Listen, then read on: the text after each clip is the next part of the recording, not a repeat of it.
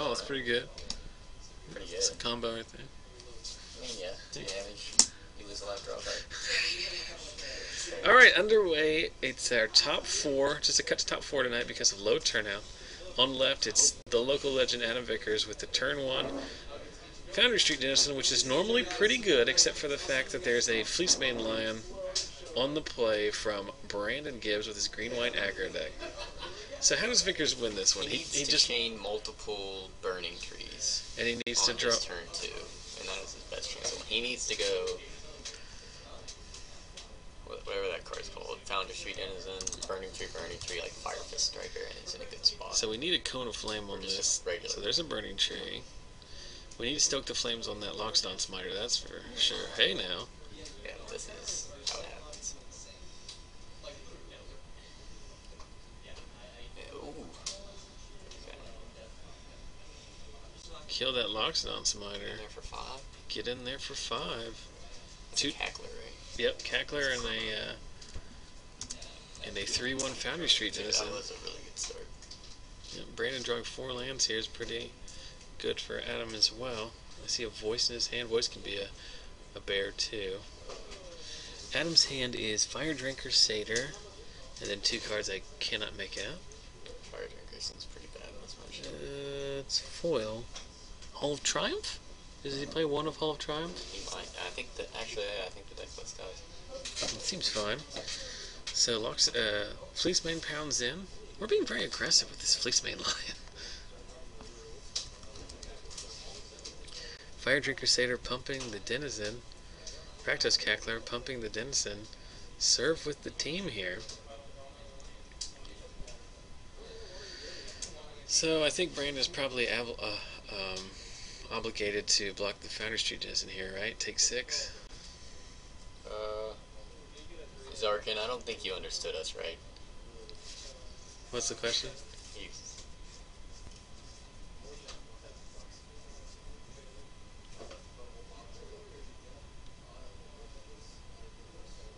Oh, that's beyond rude. Who's this guy think he is? We're talking about the same ringers who always win FNM. We're talking about whether or not it's 10 packs or 12 packs. Get some context. We're not talking about some, like, 12-year-old kid. Alright, so there's a Sunblade Elf to go along with the Voice of Resurgence token that traded with one of the Burning Tree emissaries.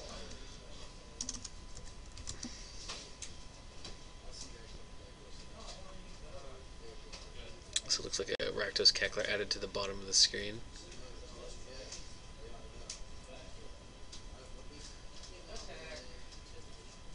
Sounds so sad.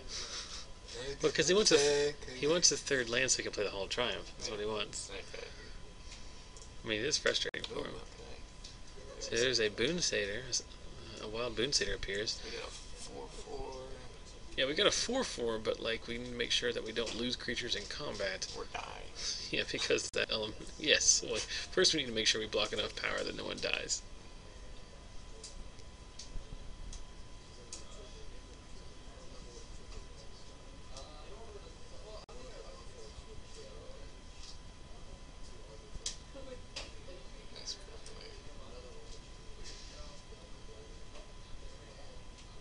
So, Denizen, Fleecemane, pump the Fire Drinker Satyr. So it takes 3, so that token's going to die now, right? Right?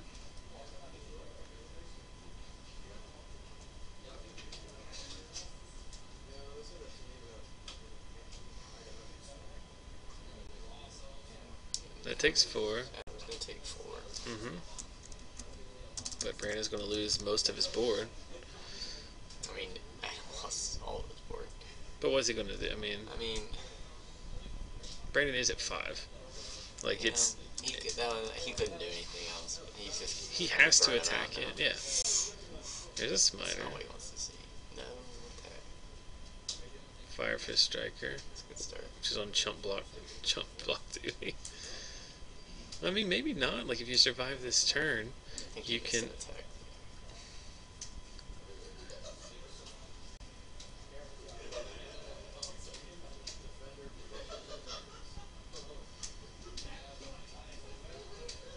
So this is interesting because if Brandon attacks in, it's only 8, but Vickers would lose to Selesnya Charm.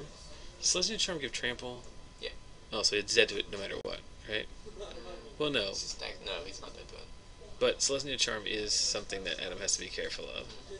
So it doesn't change the clock, but now Adam is obliged to block, I think, right? I don't even think. I think Gibbs. His best move is to just put a counter on the Smiter, protect him from stroke, and then kill him the next turn with the flying double stroke. I like that line. He does the opposite thing where he now. Well, I mean, he can still do it. He can still activate Fleecebane's monsters. It's just more risky for the stoke on Adam's turn. There is a Rakdos Cackler that is unleashed, and a Foundry Street Denizen. Ooh, if he has stoke and he activates Fleecebane, he responds to it. That would be awesome. That would be a very good turn of magic. Plus, he has to take a damage to do it. No, if he launches it, he just loses because of the mana confluence. Oh, that's right. I liked your play too until I realized it would just kill him. What if he does that? That'd be highlight of the century. Well, he just played another land. Yeah, he's still doing it now. Now your play's good. Well, I would just call him Smiter to begin with. Yeah. If he has stoke, he's just going up top with it. Yeah, because he's dead the next turn. See, that's the thing though. He needs him to get to play it on that, or he's. Like, isn't Gibbs just could have won this game? It's looking like it's in Adam's favor now.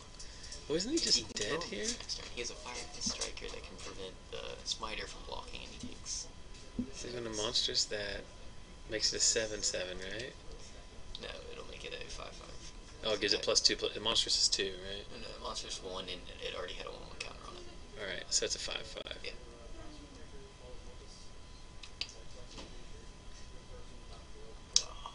I think Gibbs punted this game. What?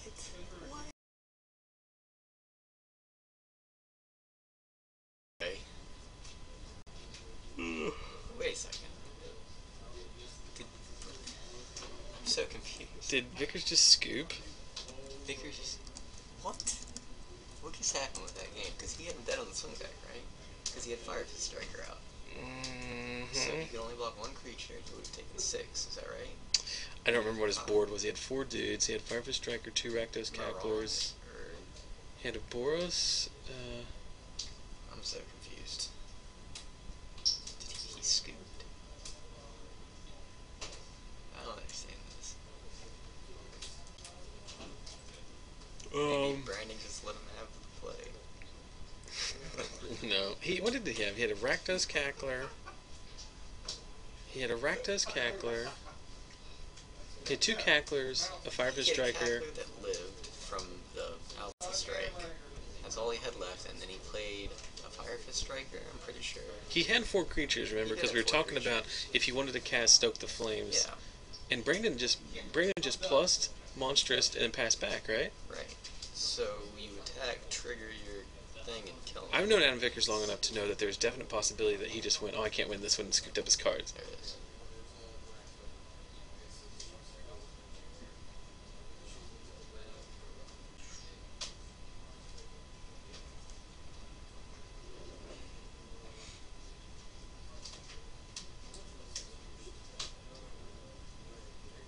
Did his Goblin not attack? When? I don't know. He forgot it earlier tonight, and I corrected him, but I'll have to defer to my own indifference. Because the Rabble Master token, it makes a token the first combat, and that token has to attack. So unless you go to combat before and then play Rabble Master, like the 1/1 has to suicide in. Right. So I think he may have missed that a minute ago, but I wasn't paying attention. Let's stick our head out if it happens. Yeah, I corrected him earlier tonight. The chat pointed it out, or Garrett noticed it, and then we got it fixed, but it's long since passed. Yeah. I can't wait to ask him about that first game. Huh? I can't wait to ask him about that first game. See, that's what the play we were talking about. Is that what he did? Okay. What? I don't know why it looked like he had passed the turn.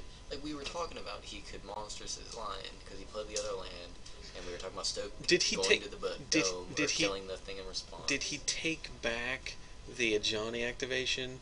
Yes. Because at one point he put a counter on the Fleece main, but then he messed with the dice. Like, maybe he took that back. I don't know. Okay. I mean, we talked about all of this. Citizen tactics. Citizen tactics with Strive. So both of these things can fight now. And it has an unflinching courage on it. It does have an unflinching courage on it. So he's going to be gaining 5 life and killing something. Likely the Goblin Rabble Master, I would think. Or the Foundry Street Denizen. Yeah, it all makes sense now. Yep. So there we go. So gain 5 up to 12. I mean, if you don't attack. I don't know. No, you're right, Karen. Love the card. So we're going to... what is that it? Stoke? Yeah. End of turn Stoke with the Fleece Main already has damage on it, so at least get that life gaining 4/4 out of the way. And Brandon down at 8 in an empty board, and this is Adam is not out of this. He's got a 2-turn clock as it stands with the 2 Goblin tokens and a Rakdos Cackler.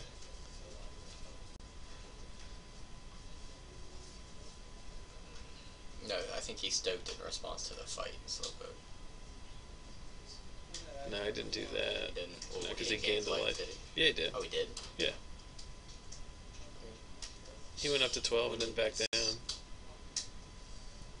That's pretty good. So Robelt Market will have first strike because of the Legion's Battalion activation. Or triggered ability. Does it not? Doesn't it have first strike? It has first strike. First strike trample can't be blocked by tokens. Yes. So Brandon down to 2. I'm just gonna miss those things. They're a lot of fun.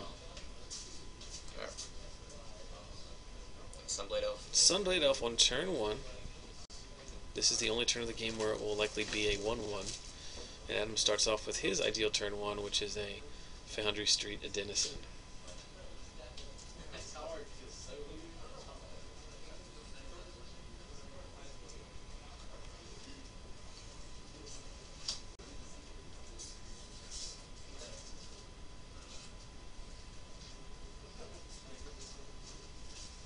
So there's a Denizen getting in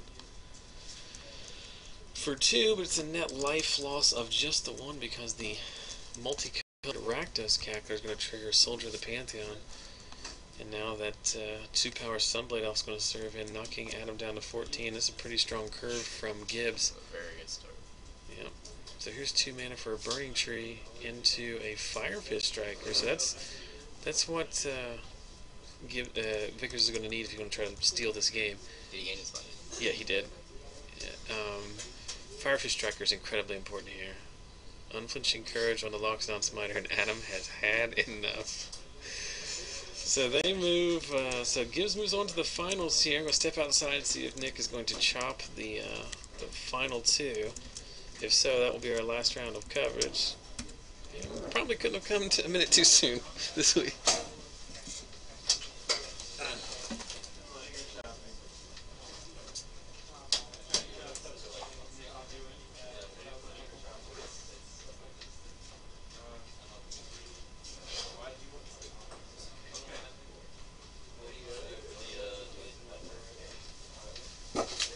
Alright, they are chopping the top 2. So we are out of here for this week. So thank you guys for watching. Thank you for putting up with chat drama at the end and a little bit of sloppy play. And come next week and watch if you want. You can follow us on social media if you want. Remember, the stream turns 2 years old. We're going to celebrate that in September, I believe on the 21st.